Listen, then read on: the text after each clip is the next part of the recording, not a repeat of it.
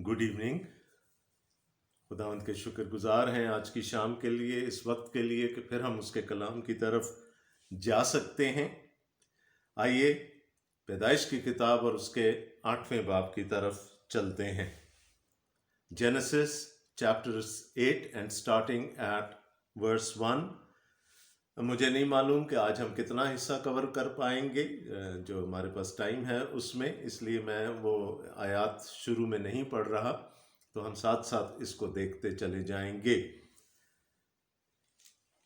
पिछले हफ्ते हमने देखा था कि नूह और उसका ख़ानदान और सारे चरिंद परिंद जिनको खुदा ने मुकर्रर किया था सब उस कश्ती में आ गए। आसमान के सोते खुल पड़े, ज़मीन से पानी उठने लगा और यूं तूफान आ गया।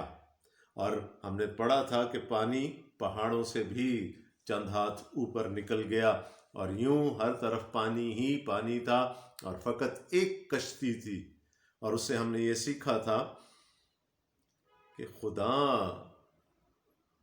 तक पहुंचने का एक ही रास्ता है, उसकी नजात को हासिल करने का एक ही रास्ता हो सकता है। ये नहीं हो सकता कि हम ये कहें कि खुदा तो एक है, खुदा अहद है, खुदा वाहिद है और उस तक पहुंचने के रास्ते बहुत सारे हैं। ये हो नहीं सकता। ये खुदा के कलाम का फैसला है। अगर वो एक है तो दरमियानी भी एक है और उस तक पहुंचने का रास्ता भी, उसकी नजात तक पहुंचने का रास्ता भी एक ही है। आज हम देखते हैं कि फिर क्या हुआ।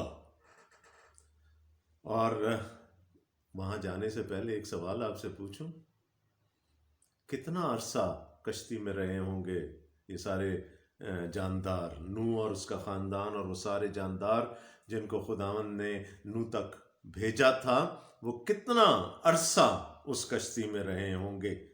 याद रखिएगा कि पिछले बाब में हमने पढ़ा था, और मैं वो आयत आपके सामने आपके ज़हन में ताज़ा कर दूं।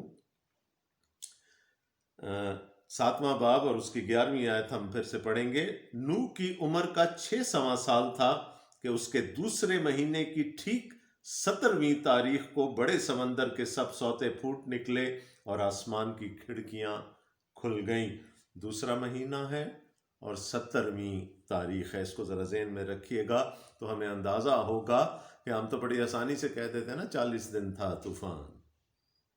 आइए आज देखते हैं कि उस कश्ती ने कितना अरसा उनको शील्ड किए रखा। 8वां बाब, पहली आयत, चैप्टर 8 स्टार्टिंग एट वर्स 1। फिर खुदा ने नूह को और कुल जानदारों और कुल चौपायों को जो उसके साथ कश्ती में थे याद किया, और खुदा ने ज़मीन पर एक हवा चलाई और पानी रुक गया और समंदर के सोते और आसमान के दरीचे बंद किए गए और आसमान से जो बारिश हो रही थी थम गई। और पानी ज़मीन पर से घटते घटते 150 दिन के बाद कम हुआ। और 7वें महीने की 17वीं तारीख को कश्ती अरारात की पहाड़ों पर टिक गई और पानी 10वें महीने तक बराबर घटता रहा और 10वें महीने की पहली तारीख को पहाड़ों की चोटियां नजर आईं। तो जो थोड़े से होशियार हैं, जिनकी मेंटल मैथ्स अच्छी होगी, उन्होंने कुछ हिसाब किताब कर लिया होगा अपने जहन में कि हम कहाँ जा रहे हैं इस तूफान के साथ। हमारा तरीका कार वही रहेगा।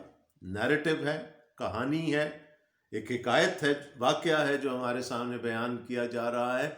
मैंने आपको कहा था this is the book of origins and we will be looking for principles. हम असूल मुरतब कर रहे हैं इस किताब से, जो कि फिर पूरी बाइबल मुकद्दस में हमें फॉलो होते हुए नजर आते हैं।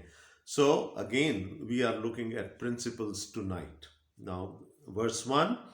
फिर खुदा ने नूह को और कुल जानदारों और कुल चौपायों को जो उसके साथ कश्ती में थे याद किया। ये टर्म बड़ी इंपॉर्टेंट है, याद किया। इसका ये मतलब नहीं कि खुदा कभी भूलता भी है।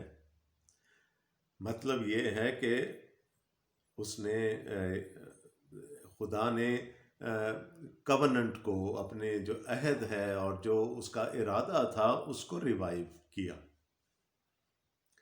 اور جہاں کہیں پر بھی ہم دیکھتے ہیں کہ یہ ٹرم آئے گی، اور پوری بائبل میں یہ ٹرم ہمیں ملتی ہے کہ خدا نے کسی چیز کو یاد کیا، اور جب خدا کسی چیز کو یاد کرتا ہے تو اس کے بعد ہمیں بڑے بڑے کام ہوتے ہوئے نظر آتے ہیں۔ بنی اسرائیل ملک مصر میں تھے، پھر خدا نے ان کو یاد کیا۔ تو جب خدا یاد کرتا ہے تو اس کے بعد اکثر ہمیں great things start to happen. اور یہاں پر بھی ہم دیکھتے ہیں کہ یہاں پر خدا یاد کر رہا ہے نوح کو، اور صرف نوح کو نہیں، اس کشتی میں اور جاندار بھی ہیں۔ تو جتنے جاندار ہیں ان سب کو خدا نے یاد کیا، ہی ریممبرڈ them۔ اور پھر اس کے بعد ہم دیکھیں گے کہ کیا کیا ہوتا چلا گیا، اور خدا نے زمین پر ایک ہوا چلائی اور پانی رک گیا۔ میں نے آپ کو پچھلی دفعہ بھی کہا تھا کہ scientifically speaking now we are above the mountains, اور یہاں پر جو ہوا کا دباؤ ہوتا ہے وہ بھی کم ہوتا ہے، آکسیجن کی مقدار بھی ہوا میں کم ہوتی ہے، but God let these living things survive۔ اور وہاں پر اب خدا نے زمین پر ایک ہوا چلائی اور لکھا ہے کہ پانی رک گیا۔ خدا کے حکم سے زمین کے سوتے ابل پڑے تھے، اور پہاڑوں کی بادلوں کی چمنیاں، آسمان کی چمنیاں جیسے لکھا تھا کھل گئی تھی، اور بارش برسنا شروع ہو گئی تھی، زمین سے پانی چڑھنا شروع ہو گیا تھا۔ اور اب خدا ہی کے حکم سے ایک ہوا چلی، اور اس ہوا نے اس بارش کو اور اس پانی کے سارے جو جتنی بھی سورسز تھیں اس پانی کی، ان سب کو اس ہوا نے روک دیا، اور سمندر کے سوتے اور آسمان کے دریچے بند کیے گئے، اور آسمان سے جو بارش ہو رہی تھی تھم گئی۔ Initiated by God, culminated by God. Right? شروع کرنے والا بھی خدا ہے، اس کو روک دینے والا بھی خدا ہے۔ عوامل فطرت پر، عوامل قدرت پر، on the forces of nature, nobody has any authority۔ جب سمندر بفر جاتا ہے انسان اس کو کنٹرول نہیں کر سکتا، ہوا چلنے شروع ہو جائے انسان اس کو کنٹرول نہیں کر سکتا، بارش برسنی شروع ہو جائے انسان اس کو کنٹرول نہیں کر سکتا۔ یہ خدا ہے، اور یہ یسوع ہے کہ جب کشتی میں کھڑا ہوتا ہے اور طوفان کو ڈانٹتا ہے تو ہوا بھی رک جاتی ہے، لہریں اٹھنا بھی بند ہو جاتی ہیں۔ عوامل فطرت پر، عوامل قدرت پر صرف اور صرف خدا کو اختیار حاصل ہے۔ خدا نے شروع کیا، خدا نے ختم کیا۔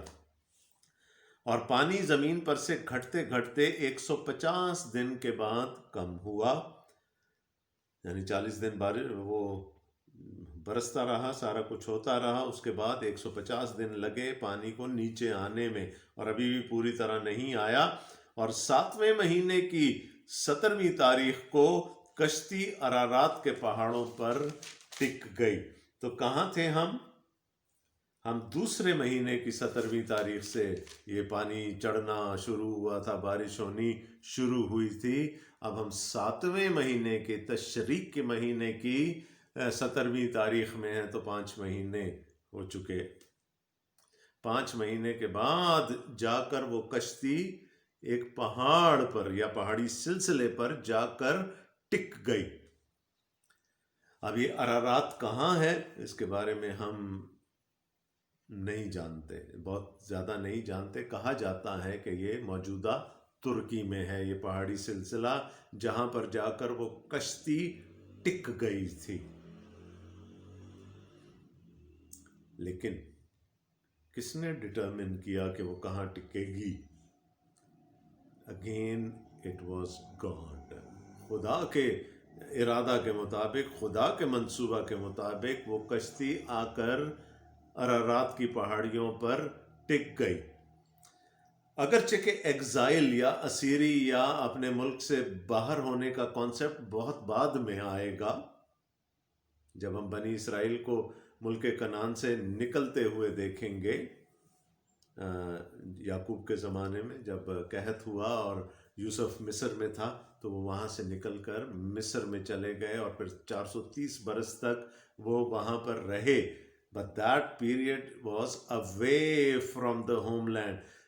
ارارات کی پہاڑی کی ایگزیکٹ لوکیشن شاید ہمیں پتہ نہ ہو، لیکن اتنا ضرور ہم کہہ سکتے ہیں کہ وہ ملک کنعان میں نہیں ہے، ملک اسرائیل میں نہیں ہے. So it is away from the promised land. اگرچہ کہ وہ پرومس لینڈ بعد میں ڈکلیئر ہوگا، بٹ اسٹل یہ وہ مقام ہے جس کو خدا نے مقرر کیا تھا، اور وہ کشتی وہاں جا کر ٹک گئی. Position is important. کشتی وہاں پر جا کر ٹکی ہے، پہاڑی پر جا کر ٹکی ہے. So they are not floating now. اب وہ یعنی پانی کے رحم و کرم پر نہیں ہے، اگرچہ کہ پانی پوری طرح سے نیچے نہیں گیا، لیکن وہ اب ایک شور سپیس پر آ گئے ہیں جہاں سے کشتی ہل نہیں سکتی، پانی کے بہاؤ کے ساتھ چل نہیں سکتی. تو اس سے پہلے جب ہم نے یہ پڑھا تھا کہ پانی کم ہونا شروع ہوا، تو جب پانی کم ہوتا ہے تو کیا ہوتا ہے، لہریں اٹھتی ہیں، پانی اوپر جاتا ہے، نیچے آتا ہے. تو there might have been a tied جب وہ کشتی میں تھے، لیکن اب وہ ایک شور جگہ پر، دیکھیں چٹان کی بات ہو رہی ہے، پہاڑ کی بات ہو رہی ہے، اور چٹان مضبوطی کی علامت ہے کہ کلام مقدس میں شورٹی کی علامت ہے، اور خدا نے اس کو ناؤ دے آر ان اے شور place, in a certain place, جہاں سے اب اس کشتی کو اب کسی قسم کا کوئی اور خطرہ نہیں ہے. اور پانی 10ویں مہینے تک برابر گھٹتا رہا. So we started off in the second month. Now we are in the 10th month. تو 9 مہینے تو گزر گئے، اور 10ویں مہینے کی پہلی تاریخ کو پہاڑوں کی چوٹیاں نظر آئیں. سو پراببلی جس پہاڑ پر وہ آ کر ٹکی تھی کشتی، وہ بلند ہوگا، اور پھر آہستہ آہستہ جب پانی اور نیچے جانے لگا تو اس وینٹیج پوائنٹ سے ان کو دوسرے پہاڑوں کی چوٹیاں نظر آئیں. اور 40 دن تک یوں ہوا کہ نوح نے کشتی کی کھڑکی جو اس نے بنائی تھی کھولی. وہ جو ایک اسکائی لائٹ تھی جس کو ہم نے کہا تھا خدا نے حکم دیا تھا کہ ایک تو دروازہ ہوگا اور ایک کھڑکی بنانا، تو پھر نوح نے اس کو 40 دن کے بعد کھولا. کون سے 40 دن؟ کیا 40 دن جب پانی بالکل گھٹ گیا، یا 40 دن وہاں سے جہاں پر ان کی کشتی آ کر ٹک گئی؟ So probably we can safely say, ہمیں کلام نہیں بتا رہا، بٹ وی کین سیفلی سے کہ جس دن وہ کشتی آ کر ٹکی تھی وہاں پر، اس کے بعد 40 دن تک نوح نے توقف کیا، اور اس کے بعد اس نے اس کھڑکی کو کھولا، اور اس نے ایک کوے کو اڑا دیا. سو وہ نکلا، اور جہاں تک زمین پر سے پانی سوکھ نہ گیا ادھر، اور جب تک کہ زمین پر سے پانی سوکھ نہ گیا ادھر ادھر پھرتا رہا. کوا نکلا، واپس نہیں آیا. پھر اس نے ایک کبوتری اپنے پاس سے اڑا دی تاکہ دیکھے کہ زمین پر پانی گھٹا یا نہیں. پر کبوتری نے پنجہ ٹیکنے کی جگہ نہ پائی اور اس کے پاس کشتی کو لوٹ آئی، کیونکہ تمام روئے زمین پر پانی تھا. تب اس نے ہاتھ بڑھا کر اسے لے لیا اور اپنے پاس کشتی میں رکھا. یہ اب 10ویں مہینے کی بات ہو رہی ہے. فرق ہے ریون، کوا، اور ڈو، پجن یا ڈو، کبوتری یا فاختہ، جو بھی آپ اس کو کہہ لیں. ان دونوں پرندوں میں فرق ہے. کوا جس کو یہاں کہا گیا ریون، یہ درختوں کا پرندہ ہے، یہ درختوں پر رہتا ہے، جبکہ کبوتری یا فاختہ یا جو بھی آپ کہہ لیں، یہ وہ پرندے ہیں جو زمین پر بسیرا کرتے ہیں. یہ پہاڑوں، یہ درختوں میں نہیں رہتے، یہ زمین پر بسیرا کرتے ہیں. اور زیادہ وقت ان کا زمین پر گزرتا ہے۔ تو جب کوا گیا تو موسٹ پروبیبلی درخت کہیں نہ کہیں ضرور نکل آئے ہوں گے پانی کے اندر سے، اور اس نے وہاں پر بسیرا کر لیا۔ وہ تو وہاں سے واپس نہیں آیا، ادھر ادھر پھرتا رہا آزاد۔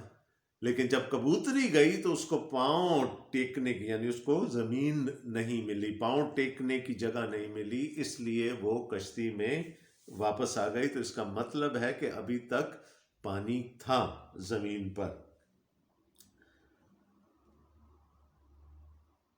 اور 7 دن ٹھہر کر اس نے اس کبوتری کو پھر کشتی سے اڑا دیا۔ He was trying to test کہ کیا ہوتا ہے۔ اور وہ کبوتری شام کے وقت اس کے پاس لوٹ آئی اور دیکھا تو زیتون کی ایک تازہ پتی اس کی چونچ میں تھی۔ تب نوح نے معلوم کیا کہ پانی زمین پر سے کم ہو گیا۔ تب وہ 7 دن اور ٹھہرا، اس کے بعد پھر اس کبوتری کو اڑایا اور وہ اس کے پاس پھر کبھی نہ لوٹی۔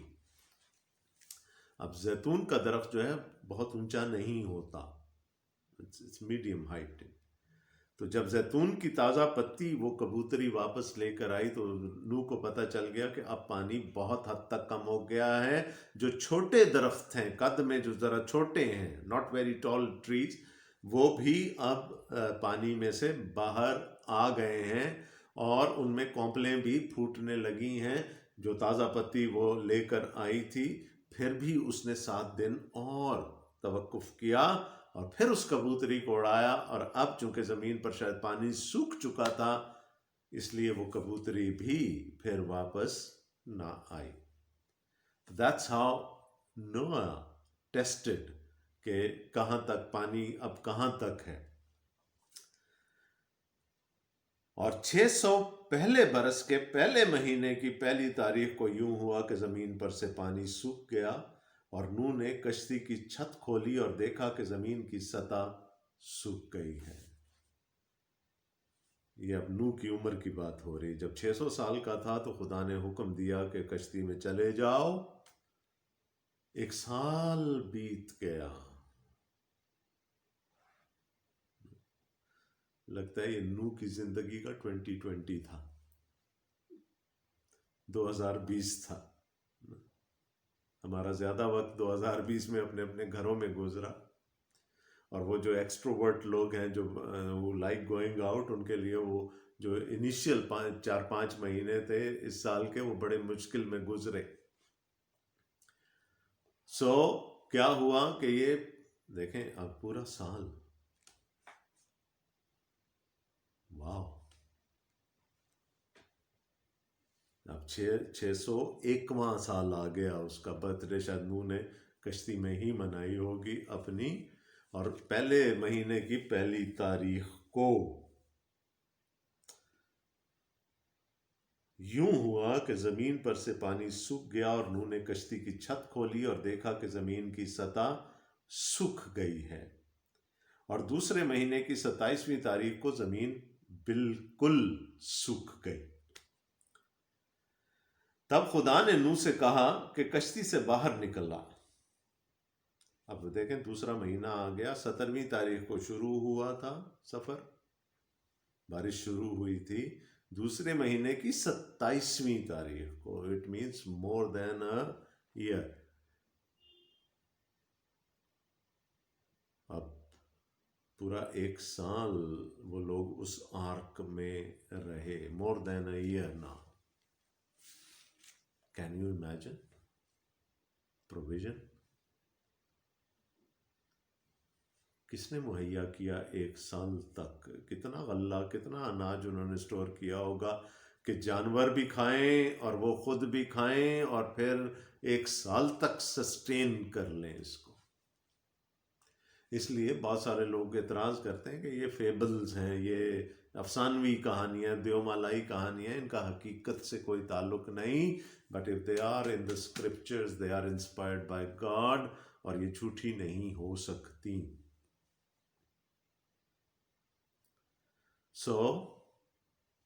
کیا ہوا؟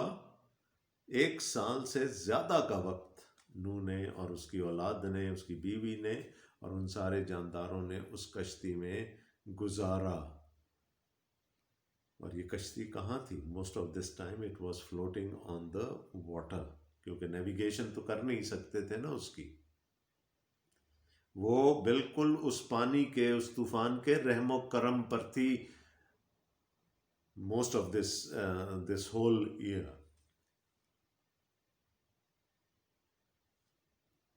اور وہاں پر بھی خدا نے ہر چیز مہیا کی، یا شاید جتنا نو لے کر چلا ہوگا اپنے ساتھ، اس کو تو یہ اندازہ بھی نہیں ہوگا کہ کتنا عرصہ اس کشتی میں رہنا ہے. یہ شاید خدا کی برکت تھی کہ جس نے وہ جو تھوڑا بہت انہوں نے سیو کیا ہوگا وہ ان کے لیے سسٹین کر گیا over this extended period of time. یاد ہے نا، پاک جانوروں کے ساتھ ساتھ جوڑے، جو ناپاک جانور ہیں ان کے دو دو جوڑے، پرندوں کے ساتھ ساتھ جوڑے. So just if you start counting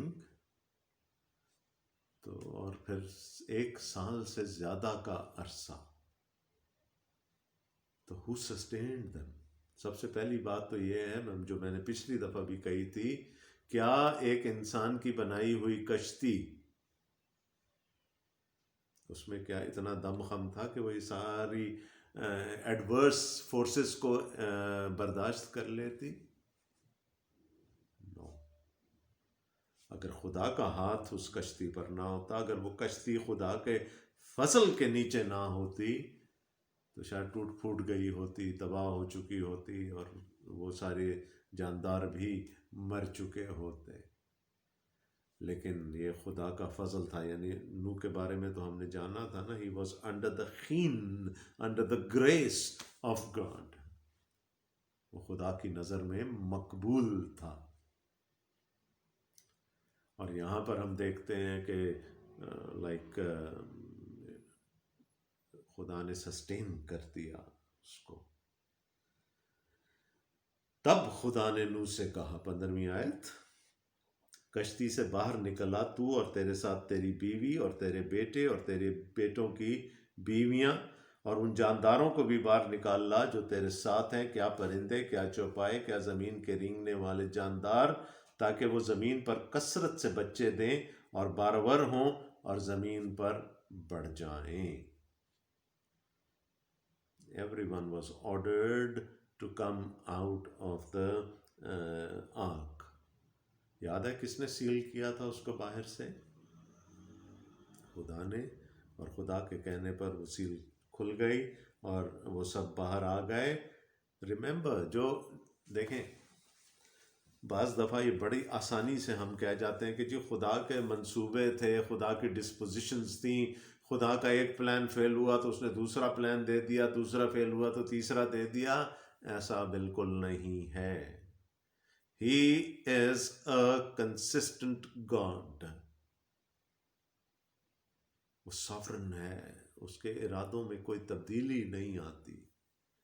یاد رکھیں کہ گناہ میں گرنے سے پہلے جو برکت دی تھی، ابھی آگے چل کر ہم اس کو ڈیٹیل میں دیکھیں گے، وہی برکت خدا اب نوح اور اس کی اولاد کو، نہ صرف ان کو بلکہ سارے جانداروں کو وہ برکت دے رہا ہے، جیسے کہ اس نے باغ عدن میں دی تھی. تب نوح اور اپنی بیوی اور اپنے بیٹوں اور اپنے بیٹوں کی بیویوں کے ساتھ باہر نکلا، اور سب جانور، سب رینگنے والے جاندار، سب پرندے اور سب جو زمین پر چلتے ہیں اپنی اپنی جنس کے ساتھ کشتی سے نکل گئے. مور دین اے ایئر ایگزائل تھا. they were in a confined space, yet they were under the grace of God. وہ کشتی وجہ بن گئی ان کے بچاؤ کی، وہ کشتی جو نوح نے بنائی تھی، لیکن جس کا پلان اس کو خدا نے دیا تھا. So God is the architect of our salvation. That is the principle of the scriptures. یہ اصول ہے، خدا بانی ہے ہماری نجات کا، اور وہ جو راستہ وہ مقرر کر دیتا ہے اسی سے نجات ہمیں ملتی، کوئی دوسرا نہیں ہو سکتا. ہر راستہ خدا تک نہیں جا سکتا. We have to shun pluralism. It will lead us nowhere. अब क्या हुआ? Look at the response of the man of God. पहला काम क्या किया? तब नूह ने खुदावंद के लिए एक मज़बा बनाया और सब पाक चौपायों और पाक परिंदों में से थोड़े से लेकर उस मज़बा पर सौख्नी कुर्बानियाँ चढ़ाई। क्या किया? सबसे पहला काम नूह ने कश्ती से बाहर आने के बाद वर्शिप, इबादत की खुदा की, और कुर्बानियाँ चढ़ाई। देखें, मैंने आपको पिछले बाइबल स्टडी में बताया था कि खुदा ने कहा था पाक जानवरों के, डोमेस्टिकेटेड एनिमल्स के, बहीमा के 7 जोड़े ले लेना, क्योंकि खुदा को पता था कि मेरा बंदा जब उतरेगा ज़मीन पर तो उसको कुर्बानियाँ चढ़ानी होंगी। बाकी जानवरों के उसने कहा था 2 जोड़े ले ले, यहाँ पर उसने कहा 7। और नूह ने एग्जैक्टली यही काम किया कि सबसे पहले उसने एक मज़बा बनाया और उस मज़बा पर उसने कुर्बानी चढ़ाई, सौख्नी कुर्बानी। और जब हम सौख्नी कुर्बानी की बात करते हैं तो वो गुनाह की, खता की कुर्बानी होती है। अब पुराने अहदनामे को अगर आप देख लें तो कुर्बानी के बगैर इबादत का तसव्वुर नहीं था, और कुर्बानी उस वक़्त सिर्फ़ और सिर्फ हैकल में चढ़ाई जाती थी। जब वो एग्ज़ाइल में थे तो वो नहीं कर सकते, अपने गुनाहों का कफ़ारा नहीं दे सकते थे, क्योंकि हैकल नहीं थी, काहिन नहीं थे। इसलिए उन्होंने फिर सिनागॉग्स बना लिए और वो सारी बातें जो हम पहले देख चुके हैं। बट यहाँ पर जो हम देख रहे हैं वो ये है कि नूह ने मज़बा बनाया, उसने कुर्बानी चढ़ाई, और वो खुदावंद की नज़र में मकबूल ठहरी। That act of worship was pleasing in the sight of God. ना मैं ये बता रहा था कि कुर्बानी के बगैर पुराने अहदनामा में हमें इबादत का तसव्वुर नहीं मिलता। क्या नए अहदनामे में मिलता है? नहीं से मेरा मुराद ये है कि there is no change। पुराना अहदनामे की इबादत भी कुर्बानी के बगैर नामुमकिन है, क्योंकि यीशु मसीह ने जिस रात वो पकड़वाया गया उसने क्या कहा? रोटी ली, तोड़ी, उनको दी, और उसने कहा कि ये मेरा बदन है जो तुम्हारे वास्ते दिया जाता है, मेरी यादगारी के लिए ऐसा ही किया करो। और फिर उसने प्याला लिया, वो उनको दिया, और फिर हुक्म दिया कि मेरी यादगारी के लिए ऐसा ही किया करो, मेरी मौत की यादगारी के लिए, मेरी कुर्बानी की यादगारी के लिए। तो नए अहदनामा में भी कुर्बानी के बगैर इबादत का तसव्वुर नहीं है। अगर मैं और आप ये इबादत कर रहे हैं तो इसकी बेस में क्या है? इसकी बेस में वो एक अजीम कुर्बानी है, वो काफ़ी मुकम्मल कामिल कुर्बानी है जिसकी हम यादगारी मनाते हैं। और फिर पौलुस रसूल तो हमें एक और स्टेप आगे ले जाता है, वो कहता है अपने बदन ऐसी कुर्बानी होने के लिए पेश करो जो खुदा की नज़र में पसंदीदा है, मकबूल। तो पूरे स्क्रिप्चर्स में कुर्बानी के बगैर इबादत का तसव्वुर मुमकिन नहीं है। इसलिए नूह ने भी जो पहला काम किया वो कुर्बानियाँ चढ़ाईं, और खुदावंद ने उनकी राहत अंगेज़ खुशबू ली, और खुदावंद ने अपने दिल में कहा कि इंसान के सबब से मैं फिर कभी ज़मीन पर लानत नहीं भेजूंगा, क्योंकि इंसान के दिल का ख्याल लड़कपन से बुरा है, और ना फिर सब जानदारों को जैसा अब किया है मारूंगा, बल्कि जब तक ज़मीन कायम है बीज बोना और फसल काटना, सर्दी और तपिश, गर्मी और जाड़ा, दिन और रात मौकूफ ना होंगे।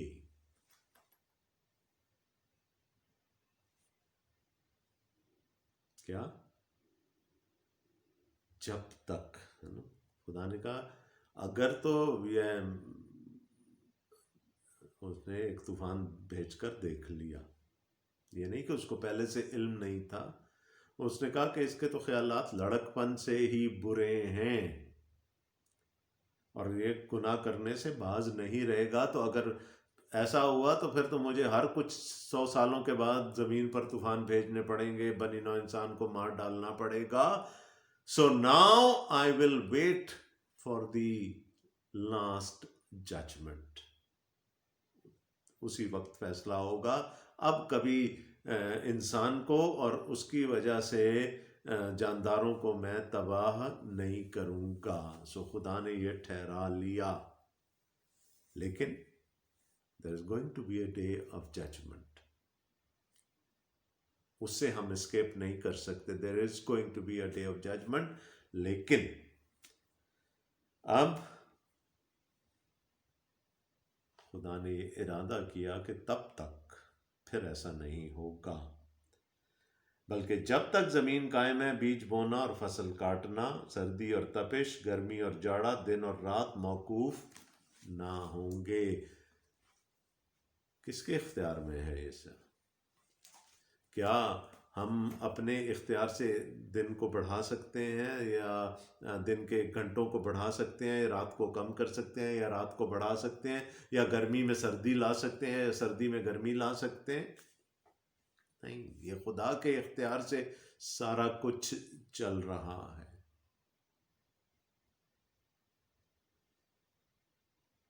عبرانیوں کے خط کا مصنف ہمیں بتاتا ہے کہ وہ اپنی قدرت کے کلام سے اس کو سنبھالتا ہے، اس کائنات کا نظام چلاتا ہے، اس کو سنبھالتا ہے.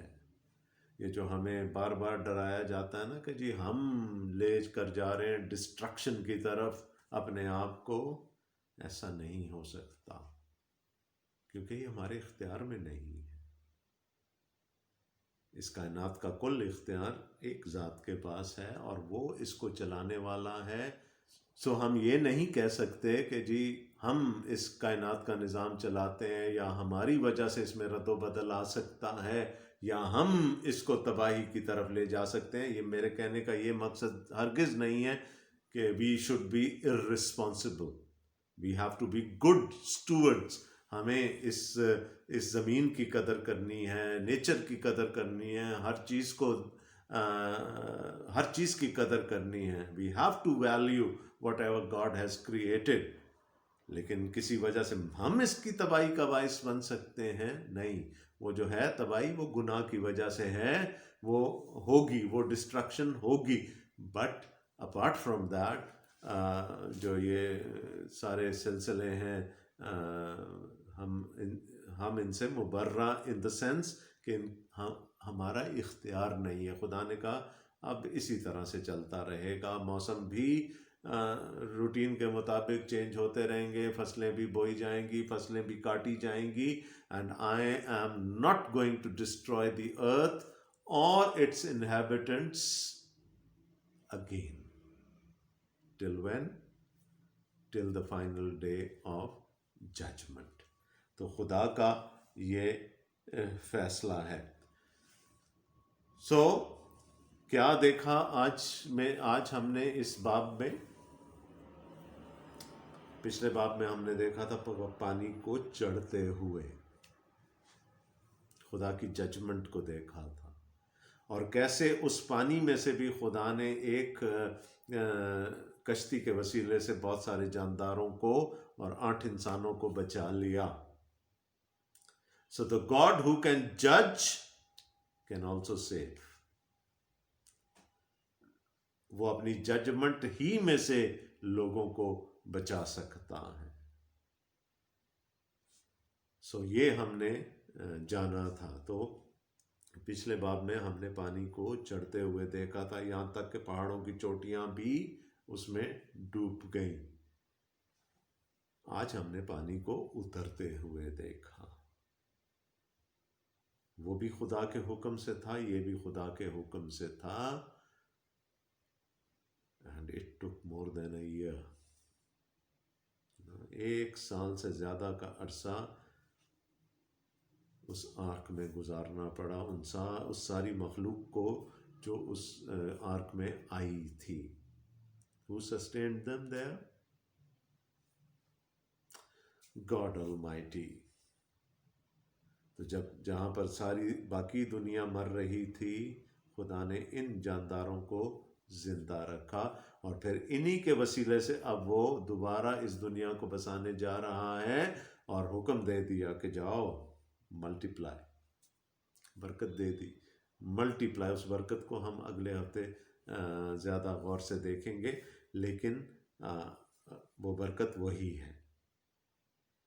So we have a God who is consistent. اس میں کسی قسم کا جھول نہیں ہے، کسی قسم کی کوئی رد و بدل، کوئی تغیر، کوئی تبدیلی ہمیں خدا میں اور اس کے ارادوں میں نظر نہیں آتی.